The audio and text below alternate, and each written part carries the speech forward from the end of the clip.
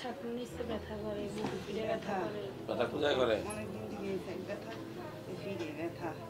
চাপা দিলে একটু ভালো লাগে, খালি এই জায়গা এখানে ব্যথা। তলপেটে বাম পাশে ব্যথা করে। জি আর মূলত ডান পাশে ব্যথা করে এই চাকলা নিচে। জি আর তলপেটে বাম পাশে ব্যথা করে। জি। আচ্ছা, আর আর এই হাড়ের সমস্ত হাড়ে উঠার সময়, নামার সময় উঁচু করে নিচে নামার সময় ব্যথা, হাড়ে ব্যথা।